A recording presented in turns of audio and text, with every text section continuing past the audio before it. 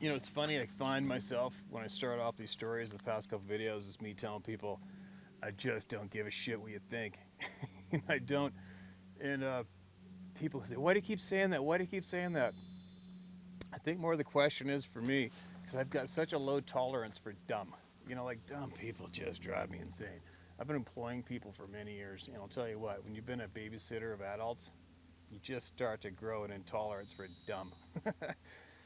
And when in the beginning of anything online, any video, when it says specifically, nobody's here to prove anything to you, nobody gives a flying shit what you think. If you're not interested or curious in this topic, just carry on. You know what? And so, aside from why do I keep saying that, how about this one? What kind of a brain, aside from me that keeps saying that, why do the idiots still persist in coming here and throwing cap locks on, attacking either me or whoever's commenting on here with caps lock and insults and belittling and rage and anger?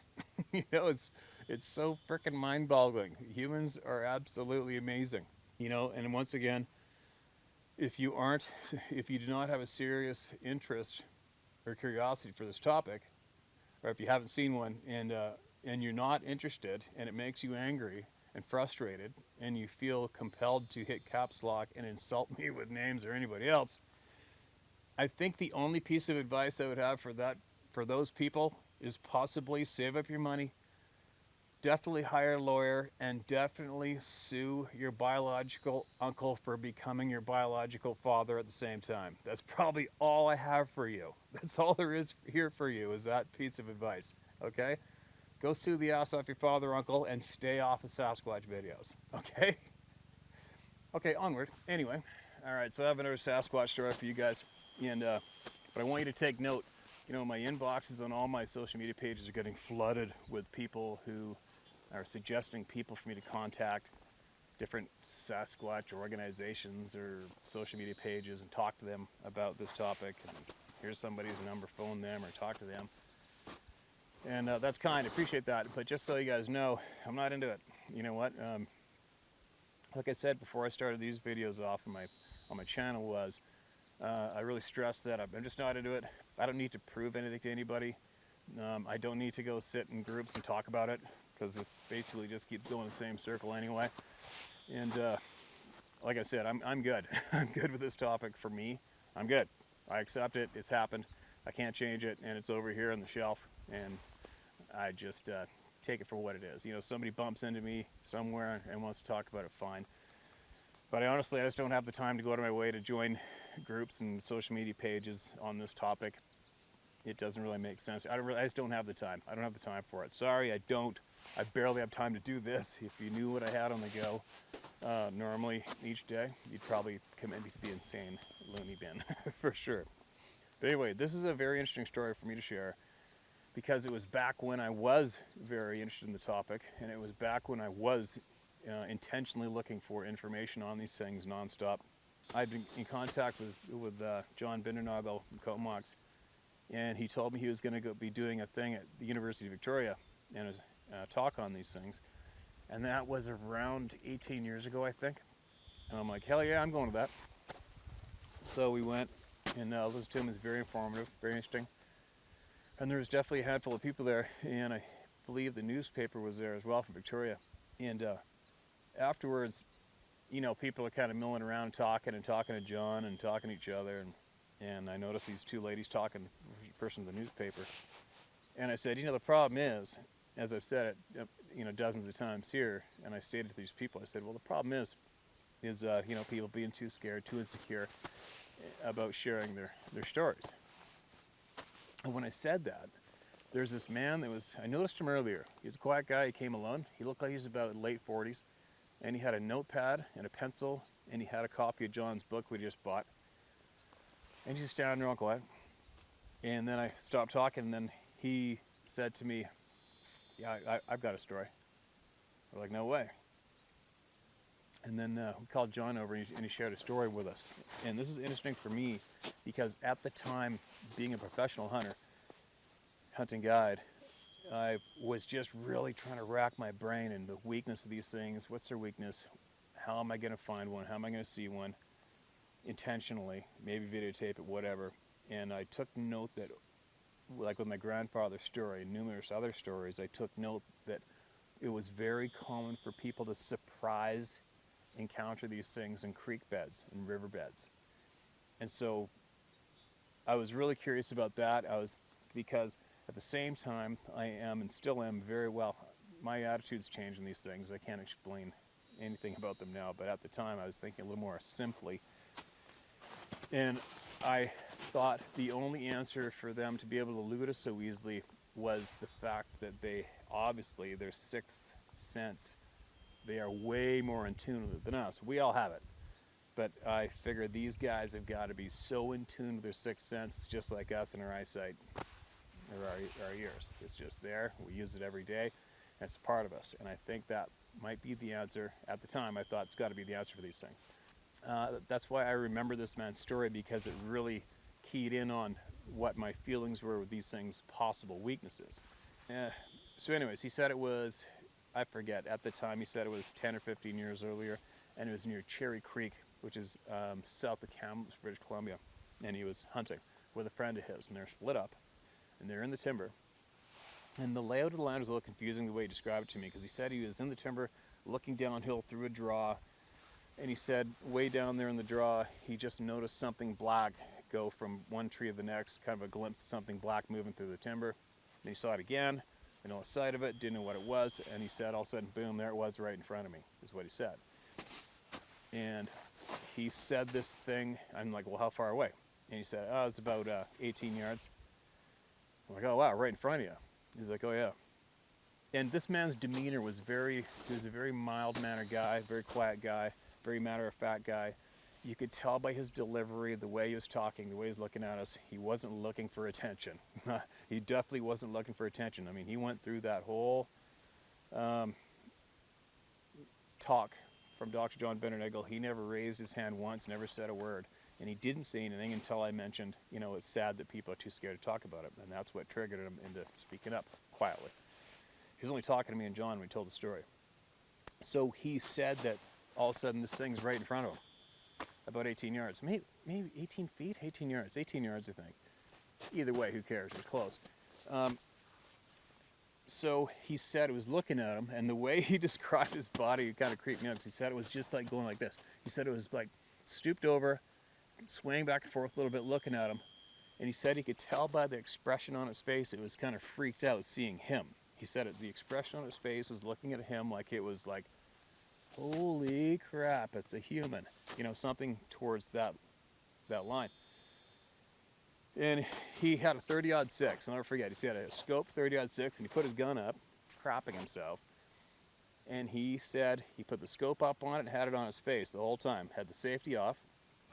But he said he couldn't pull the trigger because he was so human-like. He said it wasn't human, but it was very human-like and human-like enough that he didn't want to shoot this thing, because he just didn't know what they do. Obviously, he don't want to be in murder charge. Whatever the feeling is that overcomes people when they have their weapon drawn on these things, every single time this happens, every single person has said they don't pull the trigger because it's so human-like. So he's looking at this thing, and I'm like, okay, I said, whoa, hold on a minute. So you got a 30-06 with a scope on it, and you have it on that thing at 18 yards? I go, you could see the whites of its eyes. And he goes, oh man, I could see the wrinkles in its skin. He says, I can see it. He said, I can still see it right now like it happened yesterday.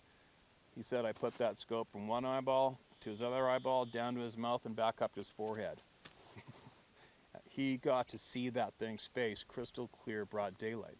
So then, he said, all of a sudden, the thing jumped behind a tree and started looking out, just his face was looking out the tree at him like this. And not 10 seconds later, his buddy comes walking up. So, take note of what means the sixth sense. That tells me this thing could sense his buddy coming before his buddy came. Okay, so for me, that's why I think I remember this story, because I was really trying to put a lot of energy into figuring out, it's got to be their sixth sense. And when I heard this guy tell the story, it somewhat confirmed for me these things' sixth sense. But I think this actually took it a little further for me, because he said that his buddy come up, saw him pointing his gun at this tree.